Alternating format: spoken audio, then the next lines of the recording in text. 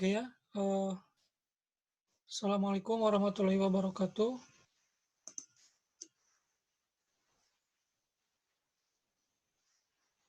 Oke, untuk ngecek suara biasa di chat aja ya. Kalau sudah dengar suara Bapak silakan diresponnya di chat saja. Oke, terima kasih yang sudah respon. Oke, kita mulai aja pertemuan ketiga ya.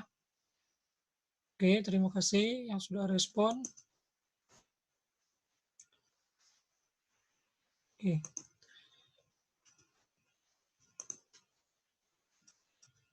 Oke, pertemuan ketiga membahas tentang perangkat jaringan ya. Oke, Bapak lanjutkan.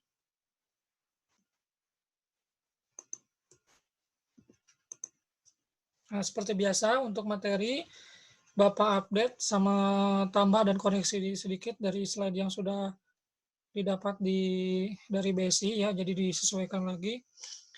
Oke, untuk perangkat jaringan yang akan kita bahas ada 4 poin yang akan kita bahas, yaitu yang pertama hub, yang kedua switch, yang ketiga access point, dan yang keempat router. Jadi ini perangkat-perangkat yang secara umum digunakan atau diperlukan untuk membuat jaringan komputer ya. Dari keempat ini sebenarnya masih ada lagi perangkat jaringan yang lain yang bisa ditambahkan ya, nanti tergantung topologi jaringan yang akan kita buat serta kompleksitas jaringannya seperti apa. Oke, yang pertama hub ya. Jadi hub ini biasanya digunakan, jadi ini perangkat yang digunakan di lingkup jaringan yang sangat kecil ya. Lalu yang kedua, hub ini model pengiriman datanya itu dia mengirim atau secara broadcast ya. Jadi kalau misalkan komputer A mau ngirim ke komputer B, itu nanti si hub-nya itu akan mengirim ke semua port yang sedang aktif di jaringan tersebut ya. Jadi di broadcast ya. Jadi tidak langsung ke tujuan. Nah, yang nomor 3, kelemahan hub ini karena dia nge-broadcast, maka si data itu akan terjadi tabrakan atau collision ya, dan nanti efeknya akan memperlambat jaringan. Lalu yang keempat, poin tentang hub itu sebenarnya sekarang sudah tidak digunakan ya, jarang, mungkin Bapak juga belum pernah itu setting yang namanya hub ya, karena kesini sudah digantikan dengan switch ya. Jadi hub itu sudah mulai ditinggalkan atau sudah tidak dijual, di pasaran juga sudah tidak dijual. Itu sekilas tentang hub. Untuk perangkatnya seperti ini ya, ada di sini, ini contohnya ya. Untuk hub sebenarnya mirip dengan switch ya, cuman agak berbeda dari fungsinya. Terus yang kedua, switch ini lebih aman dibandingkan dengan hub. Itu yang pertama. Yang kedua, amannya dari gimana nanti di bawah dijelaskan.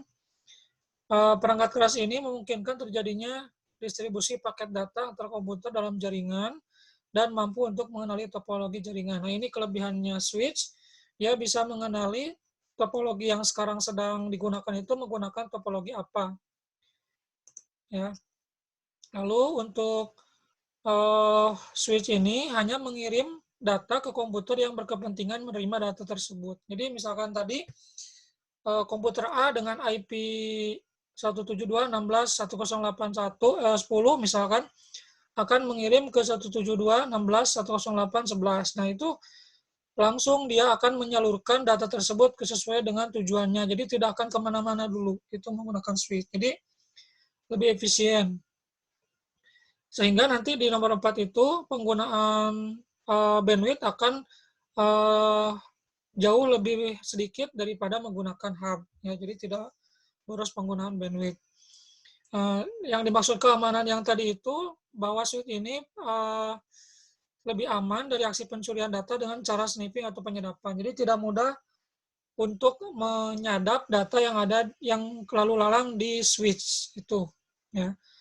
Nah, sebuah switch membuat keputusan berdasarkan destination port atau tujuan dari port yang akan diakses. Yaitu tadi Jadi yaitu ngirim data dari A ke B ya langsung, nggak kemana-mana dulu itu kalau switch. Nah untuk selanjutnya untuk perangkatnya seperti ini ya. Ini contoh switch ya mereknya misalkan D-Link ya ada 24 port. Nah ini yang dimaksud dengan port yang ada 24 ya, jadi 24 konektor RJ45 ini contohnya, atau bisa juga yang merek ini dari TP-Link ini yang kecil biasanya yang 8 port ya bisa juga digunakan. Ya ini nanti digunakannya mau yang 8 atau 24 ya tergantung banyaknya jaringan yang akan diperluas. Jadi intinya fungsi switch ini dia akan kalau kita ingin menambah jalur jaringan misalkan jalurnya ke kelas, misalkan di kampus misalkan satu lagi ke hotspot. Nah, ini menggunakan seperti ini menggunakan switch ya. Jadi untuk memperluas jaringan yang sudah kita buat. Nah, ini contoh lainnya perbedaan antara hub ya dengan switch ya. Kalau misalkan switch ya misalkan data dikirim dari komputer A mau ke komputer B. Nah, ini langsung A langsung ke switch, dari switch langsung diinstruksikan atau mengirim ke B. Ya, kalau misalkan si hub dia mau ngirim dari A ke B ini akan membroadcast dulu ke komputer yang lain. Ya, jadi akan dikirim ke semua. Kalau misalkan ini tidak cocok, misalkan ini bukan, ya baru ini sesuai dengan tujuannya. Itu perbedaan hub dengan switch. Nah, selanjutnya switch juga sebenarnya dibagi lagi menjadi beberapa jenis. Ada switch unmanaged, ya, switch managed, serta smart managed. Kalau unmanaged, intinya di sini lebih praktis. Jadi switch tersebut tidak perlu dikonfigurasi, cukup dinyalakan menggunakan kabel power, langsung kabel-kabelnya itu kabel jaringannya yang kabel UTP yang kemarin itu dikoneksikan langsung bisa digunakan ya. Serta harganya juga relatif lebih murah ya daripada yang lainnya. Ya, ini biasanya untuk jaringan yang kompleksitas jaringannya tidak terlalu besar, jadi tidak terlalu rumit. Ya. Misalkan misalkan warnet ya cukup menggunakan MNE juga, nggak usah yang ribet-ribet langsung masuk-masukkan ke portnya langsung nyala. Nah kalau manage ini si switch-nya itu perlu dikonfigurasi ya. Jadi ada yang namanya virtual LAN kalau misalkan di manage ya. Jadi kalau virtual LAN itu misalkan port 1 sampai 5 itu untuk akses point. Nah, itu nanti akses IP address-nya beda. Nah, itu bisa dikelompokkan. Misalkan port 6 sampai 10 untuk jaringan yang kantor, misalkan untuk yang ke PC, misalkan itu bisa disetting virtual LAN ya. Itu yang manage. Nah, biasanya ini harus dikonfigurasi biasanya di web browser ya, di web browser ini atau menggunakan command line ya, pakai CMD ya, command line, jadi yang berbasis perintah, berbasis teks, atau bisa juga ya interface-nya telnet ya, itu konfigurasinya untuk switch manage. Nah kalau switch smart manage ini gabungan fitur antara manage dengan unmanage ya, digabung ya. Fungsinya hampir sama seperti manage, tapi menawarkan penggunaan yang lebih mudah meskipun fiturnya tidak memiliki fitur sebanyak manage switch ya, gabungan. Terus yang ini manage juga harganya relatif lebih mahal dibandingkan dengan unmanaged. Oke, selanjutnya. Nah, ini contoh kalau misalnya kita mau konfigurasi switch manage. Jadi ada IP address-nya nanti si perangkat switch-nya itu menggunakan IP address. Jadi ada settingan-settingan yang harus dikerjakan di sini. Nah, kalau ini ilustrasi switch yang di sebuah server, misalkan seperti ini. Nah, selanjutnya switch ini memiliki hierarki atau lapisan-lapisan ya. Nah, hierarki ini intinya tingkatan konsentrasi jaringan atau aliran traffic pada setiap titik atau node interkoneksi dalam jaringan. Jadi intinya jalur distribusi dalam switch itu sebenarnya apa saja yang dilewati oleh switch ya. ada 3 jenis, ada bagian akses, lalu bagian distribution, selanjutnya bagian core atau inti. Ya. Oke, selanjutnya Bapak screenshot dulu untuk kehadiran sebentar. Oke, sebentar. Biasa untuk tanya jawab nanti di akhir saja. Bentar Bapak screenshot dulu.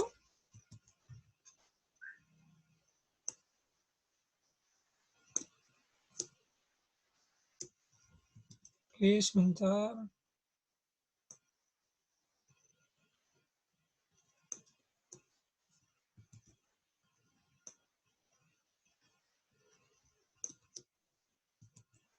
Oke, sudah ya. Oke, dilanjutkan. Ya, tadi ada tiga apa? Tiga hierarki. Sebentar, ada loading dikit.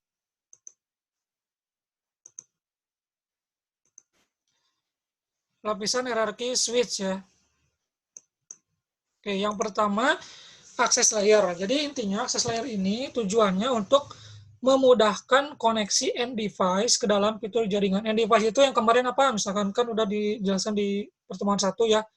End device itu misalkan perangkat-perangkat yang akan terkoneksi ke jaringan ya. Jadi akses layer ini berarti layer yang bertugas untuk memudahkan koneksi ke jaringan. Jadi sebagai pintu masuk ke sebuah jaringan.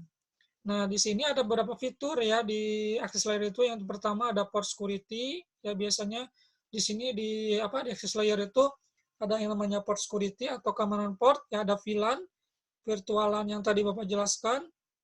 Ada fast Ethernet, ada gigabit Ethernet. Fast Ethernet ini maksudnya Ethernet yang uh, memiliki kecepatan maksimal 100 megabyte. Kalau ini gigabit berarti 1 gigabit per second. Kalau ini 100 megabit per second. Lalu ada lagi power of Ethernet ya.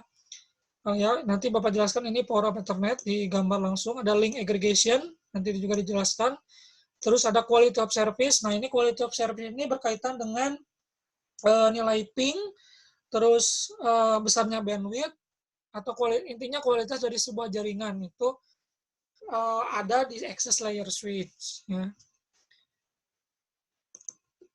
Link aggregation contohnya seperti ini. Jadi maksudnya link aggregation itu menggabung dua buah bandwidth ya digabungkan, atau kalau istilah di ini load balancing namanya. Jadi kita bisa menggabungkan misalnya kita dua di kampus atau di kantor kita punya dua ISP, misalkan satu bisnet, misalkan satu IndiHome. Nah, itu si bandwidth-nya bisa kita setting di router ya, bisa kita gabungkan ya. Jadi bisa juga buat backup. Itu namanya link aggregation. Nah, terus kalau power of Ethernet, jadi ini misalkan contoh akses point ya.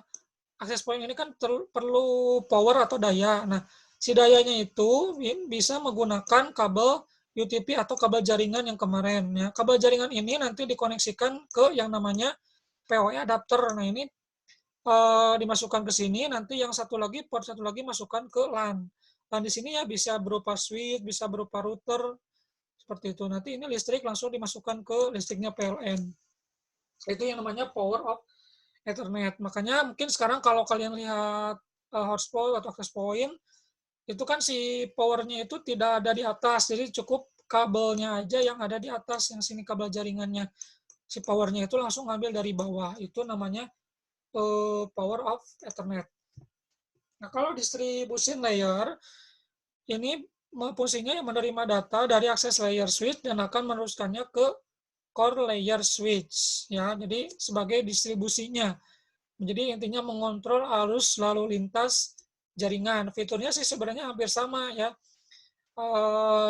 Selain yang tadi akses layer switch, fiturnya hampir sama. Cuma di sini di distribution itu mendukung layer 3. Layer mungkin nanti dijelaskan di pertemuan selanjutnya. Ada 7 lapisan OSI namanya. Nah, ini mendukung layer 3 atau network layer. Jadi ini berhubungan dengan alamat IP atau IP address. Jadi di distribution pasti ada lalu lalang yang namanya alamat IP address. Hyperwording ini maksudnya bagaimana nanti suatu data itu bisa ditransmisikan atau dikirim ke tujuan yang kita inginkan. Nah, terus biasanya di distribution ini memerlukan jalur Ethernet yang lebih besar. Kalau tadi hanya cukup dengan pas Ethernet sama gigabit, kalau ini bisa dengan gigabit. Gigabit ini 1 gigabit per second. Nah, lebih besarnya bisa juga menggunakan 10 gigabit per second. Terus di distribution ini bisa mengatur yang namanya redundant, jaringan alternatif. Jadi kalau misalkan yang tadi yang Bapak jelaskan load balancing itu, misalkan satu ISP mati, misalkan yang Wisnet, nah bisa menggunakan IndiHome, misalkan itu namanya redundantnya diaturnya sama distribution layer switch. Mungkin ini bayangannya dalam sistem jaringan ya, jadi tidak ada jadi alurnya di dalam sistem jaringan ya. Terus security ACL ya, ini biasanya list perangkat-perangkat yang boleh terhubung ke jaringan, misalkan didaftarkan di ACL. Integration juga ada di fitur di ini distribution. Yang terakhir sama distribution ini berkaitan dengan quality of service. Terus core layer switch berarti ini intinya backbone ya, atau high speed connection. Intinya bertanggung jawab untuk menangani sebagian besar jaringan LAN ya. Fitur dari core layer switch sama alamat IP ya. Kalau tadi high forwarding berarti ini very high forwarding karena dia sebagai inti dari jaringannya. Terus gigabitnya sama, redundantnya juga sama, link aggregation sama aja sih intinya. Ya bedanya cuma di sini aja. Itu untuk core layer switch. Oke, selanjutnya perangkat yang ketiga access point ya. Access point mungkin sering dengar yang namanya ada selain access point namanya hotspot mungkin ya. Access point ini intinya perangkat dalam jaringan komputer yang dapat menciptakan jaringan lokal near kabel ya, atau tanpa kabel, wireless local area network. Jadi ya ini access point lah. Ini intinya kalau kita mau connect ke jaringan tanpa ribet-ribet menggunakan kabel ya kita harus setting atau pasanglah access point ya biar tidak terlalu ribet untuk koneksi ke jaringan. Oke, sebentar. Oke, sebentar.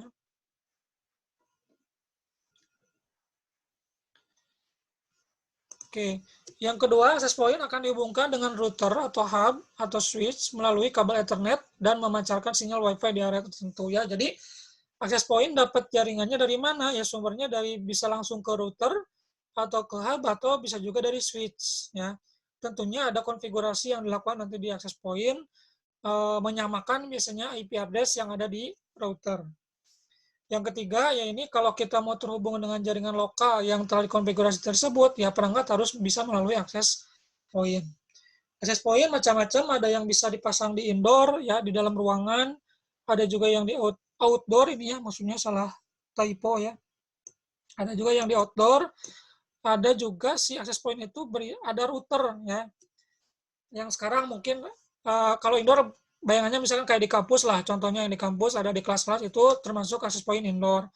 Kalau yang di outdoor itu misalkan kita biasanya dipasang di tiang-tiang, biasanya dia mau nembak wifi misalkan dari jarak jauh, ya biasanya dipasangnya di luar outdoor, jadi tahan cuaca, tahan panas, tahan hujan, itu biasanya outdoor. Kalau router access point, ini access point yang berfungsi yang router ini ada access point-nya atau access point ini punya fungsi router. Contoh misalkan kalian berlangganan tadi misalkan ISP, IndiHome atau Bisnet, kalian pasti dikasih yang namanya router.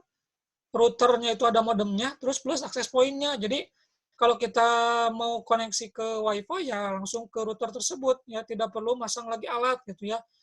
Nah, itu jadi tapi ada juga access point yang tidak punya fungsi router. Tapi router itu kadang ada yang punya fungsi access point ya untuk koneksi ke hotspot ya untuk ke jaringan tersebut. Itu perbedaan access point. Kalau masih belum jelas nanti bisa ditanyakan lagi. Nah, contohnya ini www itu maksudnya internet ya. Jadi misalkan kita berlangganan ya ke ISP ya IndiHome atau Bisnet ya, ini untuk akses ke internetnya. Kita pasti dikasih router, ya router yang ada akses point-nya, ini akses point-nya. Kita mau menambah jaringan, misalkan kita mau masang di kamar, misalkan di lantai 2, ya berarti kita perlu akses point nih. Kayak gini contohnya, berarti ini bisa langsung dihubungkan ke router. Ya routernya ya, ini ke menggunakan kabel. Nah, akses point ini tentunya untuk connect ke si laptop, mau connect akses point ya bisa di tablet, handphone misalkan kayak gitu. Topologinya secara simple seperti ini. Nah, ini contoh-contoh perangkat akses point. Ini contohnya misalkan yang outdoor ya. Ini yang indoor kayak gini misalkan ya, indoor. Ini juga indoor ya. Kalau outdoor biasanya belakangnya begini nih, ada buat tiang biasanya. Biasanya gitu, kotak. Biasanya kotak tapi tergantung merek juga, ada juga yang bulat sih. Nah, terus satu lagi ada router. Nah, router ini sering digunakan untuk menghubungkan beberapa network yang berbeda. Jadi, yaitu contoh router itu yang kalau kalian pasang ISP, ya dari internet dari ISP, ya kita dapat router. Router ini untuk menghubungkan beberapa network yang berbeda gitu. Jadi, kita kan mau mengakses, contoh misalkan kita mau mengakses google.com, itu kan berarti eh, perlu jembatan ya, perlu penghubung. Nah, google.com itu kan adanya di area internet atau IP public. Nah, berarti kan jembatannya itu router. Sebagai jembatan kita bisa mengakses ke dunia luar, ya harus ada router. Itu fungsinya. Atau misalkan eh, kalian mengakses kampus ID, misalkan mahasiswa kampus ID itu kan ada servernya. Nah, servernya itu kan di Jakarta. Nah, itu kan kalian bisa mengakses ke Jakarta itu kan pasti lewat router. Kalau tidak ada router ya tidak bisa ya. Jadi intinya router itu untuk menghubungkan network yang berbeda. Ya, simpelnya kita mau sekarang kita lagi streaming ya, menggunakan Zoom. Ya, kita pasti si jaringan kita itu pasti lewat router. Bisa menggunakan misalkan dari laptop misalkan ke ISP atau dari HP kita ya ke provider, ya tetap intinya pasti di titik tertentu ada router ya. Kalau tidak ada router ya nggak mungkin kita bisa saling terhubung seperti ini.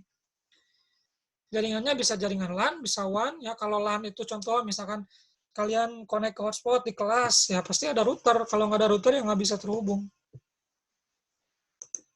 Oke, nah ini contohnya, ini router dengan routernya berbentuk PC kayak gini ya. Di-share menggunakan switch, nanti ini ada PC atau perangkat yang lainnya. Nah, selanjutnya jenis router macam-macam, ada router aplikasi, contohnya, jadi aplikasi ini berupa program, ya, jadi diinstal, berbasis Windows biasanya, contohnya ini berbasis Windows, ada WinRoute, ada WinGate, SpyGate, ada WinProxy. Terus yang kedua ada router hardware, ya contohnya router yang ada akses point-nya yang tadi. Ada juga yang router PC, biasanya ini berupa sistem operasi, ada contohnya Windows NT, Windows NT 4.0, Windows 2000 server, Windows 2000 server, atau Mikrotik, yang sering mungkin didengar ya, Mikrotik. Mikrotik itu sebenarnya sistem operasinya, sistem operasi router itu namanya Mikrotik. Nah, alatnya biasanya kalau Mikrotik disebut dengan router board ya. Kalau ini ada juga yang dari Cisco bisa ya. Oke, selanjutnya, nah untuk materi sebenarnya pertemuan tiga tidak terlalu banyak. Nah, ini untuk tugas langsung aja lah ya. Tugasnya hampir sama dengan pertemuan satu. Kalian bikin resume tentang repeater, bridge, sama network interface card. Nanti diposting ke blog masing-masing. Nanti di akhir resumenya cantumkan referensi. Ya, referensinya jangan dari Blogspot, WordPress, Wikipedia, jangan dari sini, dari yang lain. Silahkan cari. Nanti tinggal di Google Classroom yang sudah Bapak buat, tinggal posting link lengkap resume artikel tersebut. Waktunya lama, silakan sampai 19 Juli 2020. Ya, ini Bapak sengaja semua tugas sampai 19 Juli. Tapi ya biar memperlonggar kalian mengerjakan tugas silakan, tapi hati-hati jangan sampai kelupaan ya, karena ya ini waktunya lama. Oke, selanjutnya kalau ada yang mau ditanyakan silahkan. Yang ditanyakan silahkan lewat chat saja, atau kalau mau lewat sebentar ya, sebentar. Kalau mau nanya silahkan di chat aja dulu.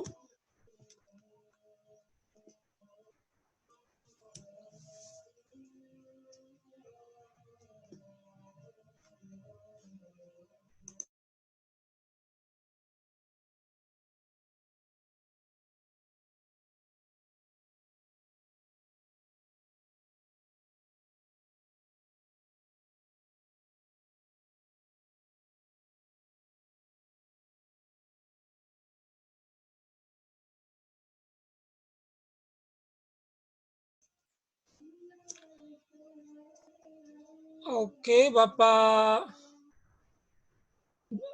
cek pertanyaannya ya.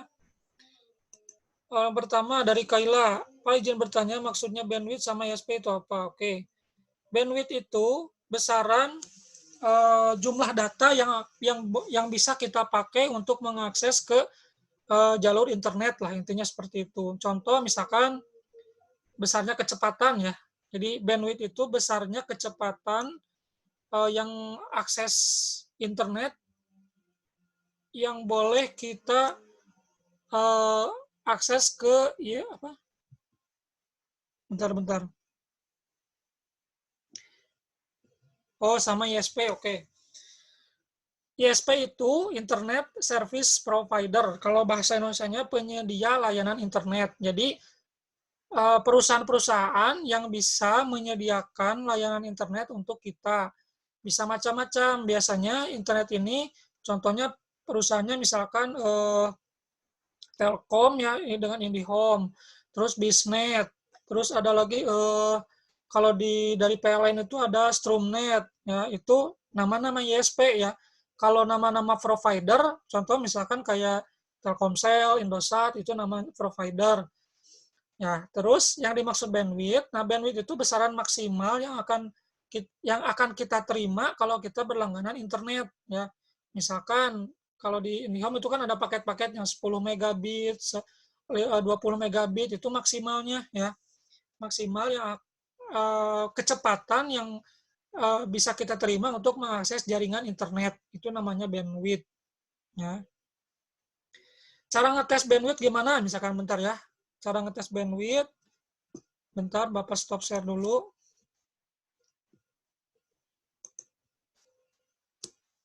Misalkan bisa menggunakan website ini. Ntar Bapak sharingkan dulu linknya.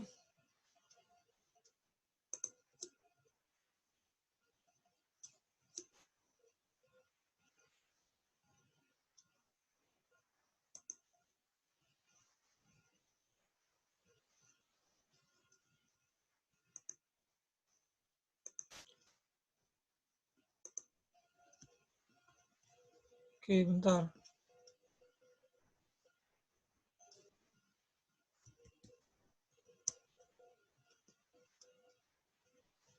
Oke, bentar agak loading ya Bapak juga di sini agak loading bentar.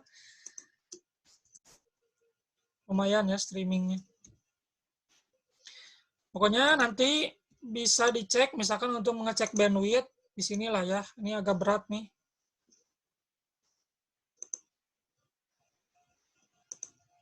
Bentar. Oke, 10 menit lagi ya, bentar ya.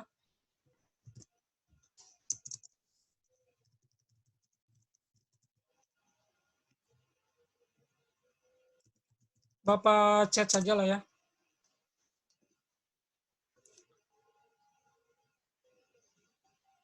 Agak berat, bentar.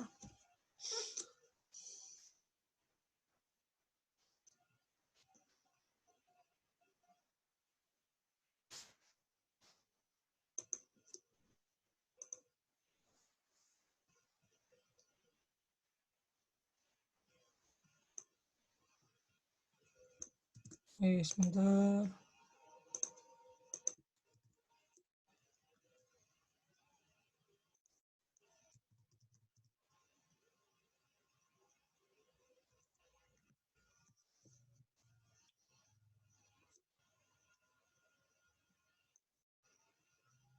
Oke, sebentar ya. Agak berat ininya. Aduh, bapaknya agak berat.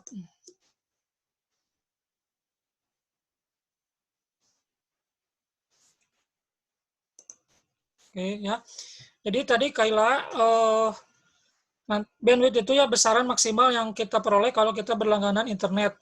Tidak hanya menggunakan ISP yang tadi Bapak jelaskan, kita juga bisa ngecek misalkan pakai Telkomsel berapa nih bandwidth yang kita dapat, misalkan bisa menggunakan speed test CBN atau bisa menggunakan speedtest.net, itu silakan ya.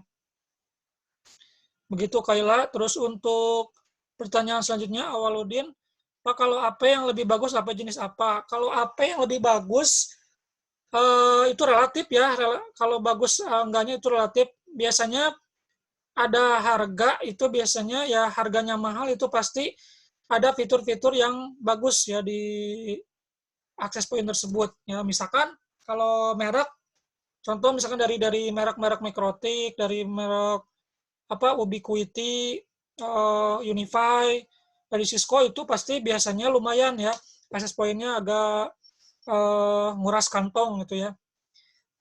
Milih akses pointnya itu caranya nanti dicek akses point tersebut maksimal bisa nampung berapa user. Ya, jadi kalau beli akses point, cek dulu akses pointnya itu bisa menampung berapa user. Ya, kalau yang murah-murah itu biasanya ya maksimal cuma 32 user gitu. Udah lebih dari itu bisa aja, cuma nanti kualitas jaringannya akan sedikit menurun ya. Pak, kalau di router bandwidth bisa diatur. Diatur enggak? Ya bisa, bisa banget ya. Jadi kalau kalian misalkan pasang Mikrotik dari router dari menggunakan Mikrotik atau router dari Cisco itu bandwidth ya pasti bisa diatur. Ya, bisa diatur jatahnya misalkan si A dapat berapa mega, si B dapat berapa mega bisa diatur. Terus Pak untuk menyolokkan kabelan akses point itu bebas dicolok di port berapa aja. Oke, untuk menyolokkan kabelan akses point ya bebas dicolok di. Oke. Ya, tadi kalau misalkan switch-nya unmanaged, kabelan akses point bebas dicolok di mana aja. Ya, itu ya jawabannya itu bebas kalau. Jadi karena kan kalau si unmanaged itu ya langsung pakai, nggak usah disetting apapun. Oke, terus selanjutnya Muhammad Iksan, maksud dari ETH0, ETH1 apa Pak? Jadi ETH0, ETH1 itu cuman penomoran Ethernet. Ya, jadi kalau misalkan di apa di switch di router itu ada beberapa port Ethernet, ya harus dipakai nomor. Ya, jadi kalau nggak ada nomor nanti bingung ini port berapa, ya harus dikasih nomor. Itu cuman penomoran aja. Ya ETH0, ada ETH1 dan seterusnya. Kalau dari fisik mungkin kelihatan kalau kita lagi setting ya harus kita harus tahu ini tuh nomor berapa ya supaya tidak salah setting.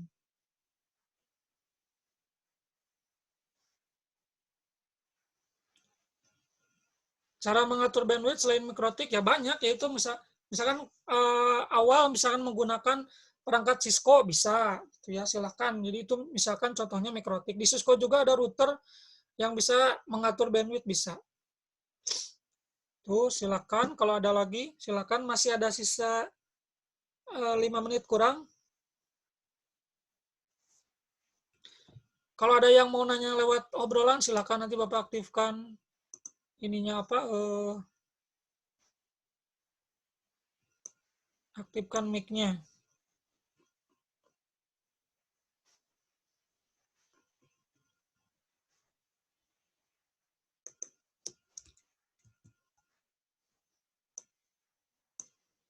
Silakan kalau ada lagi yang mau ditanyakan. Tidak hanya yang ini, kalau mau nanya yang kemarin juga boleh ya, atau yang mana aja terserah. Atau mau sharing tentang hal lain juga silakan.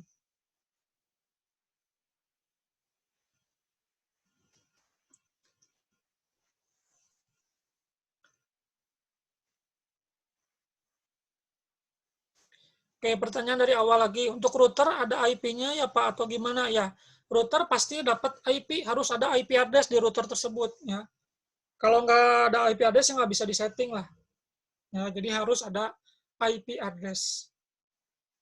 Kalau router biasanya kalau connect ke internet biasanya punya dua IP, IP public yang satu connect internet sama IP lokal yang nanti untuk jaringan lokal, jaringan LAN-nya.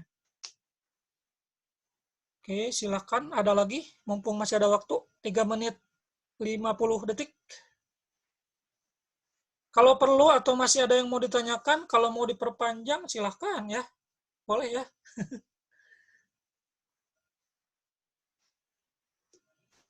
Mau diperpanjang sesi ini silakan kalau masih ada yang mau ditanyakan, atau kalau mau lewat WA silakan. Ya.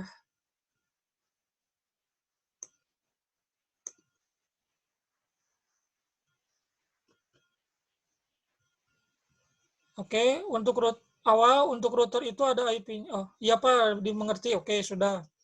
Renaldi, Pak kalau pakai VPN aman nggak soalnya mengubah IP address? Oke, VPN itu ya private virtual network ya, aman atau tidaknya tergantung kita milih nanti penyedia layanan VPN-nya seperti apa. Jadi jangan asal milih VPN ya, hati-hati ya.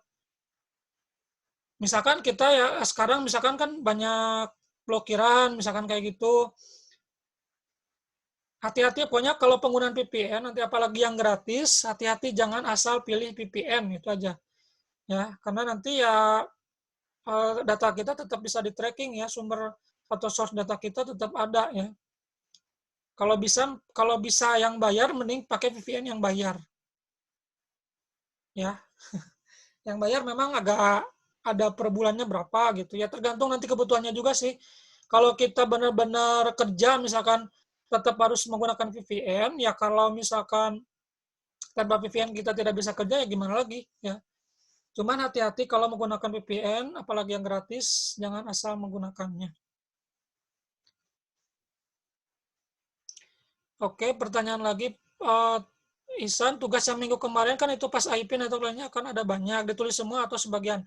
Yang ditulis nggak usah semua ya, Ihsan. Jadi yang ditulis cukup IP network pertama, network kedua, titik, lalu network terakhir. Udah 3 aja, nggak usah semuanya. Ya. Oke, Iksan. Terus Awaludin, keamanan internet yang aman pakai apa? Ini mah relatif ya, aman internet.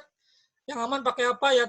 Settingannya banyak ini mah ya. Jadi yang penting dari laptop kita sendiri kalau kita mau aman berinternet ya pasanglah antivirus, firewall yang baik atau di routernya juga di setting yang baik. Agak panjang sebenarnya itu keamanan internet ya, cyber security itu nanti ya. Awal sudah nggak kuat itu nanyanya sudah kemana-mana ya. Oke, 1 menit lagi. Kalau tidak ada pertanyaan, Bapak cukupkan. Atau kalau mau ditambah lagi sesinya, gimana? Terserah. Atau cukup aja ya. Cukup aja ya, ini biar bisa di save ya. Oke, kalau ada pertanyaan lain silakan bisa lewat WA, jangan sungkan ya. Terima kasih yang sudah gabung. Wassalamualaikum warahmatullahi wabarakatuh.